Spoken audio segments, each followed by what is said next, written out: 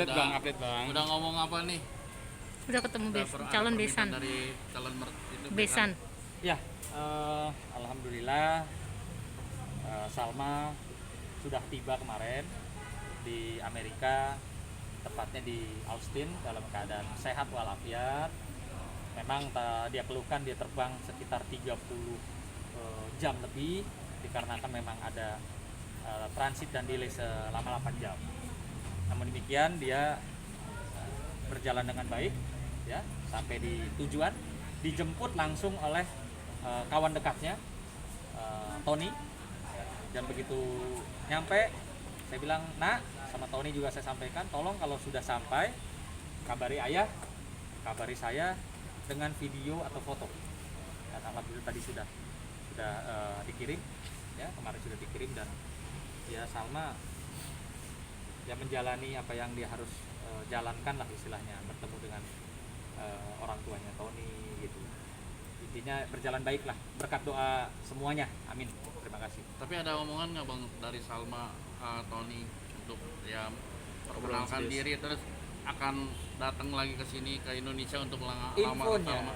Infonya kalau memang nanti kebijakan pemerintah khususnya terkait dengan masa pandemi atau prokes itu protokol bisa menerima warga negara asing masuk kembali ke Indonesia, tentunya Salma sama Tony akan kembali masuk ke Indonesia.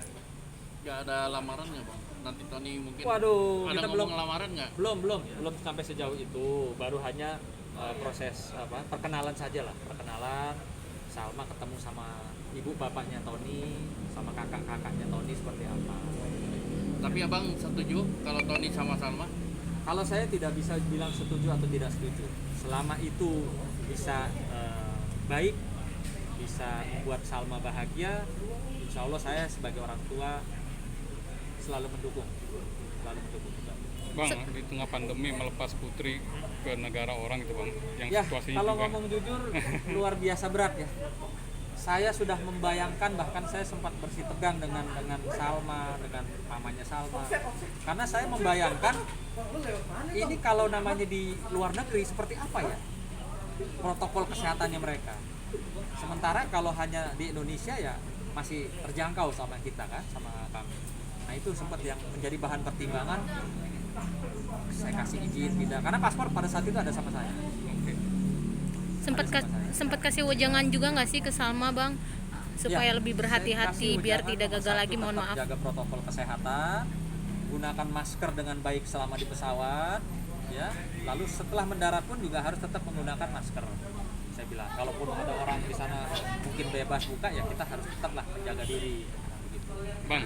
Apa alasan utama bang ketika akhirnya harus Memberikan izin. melepas dan memberikan paspor itu pada Salma? Membuat Salma bisa bahagia. Gitu ya. Iya, walaupun berat kami orang tua melepas ya. Masalahnya kan mohon maaf itu tidak dalam suasana dunia yang normal. Betul.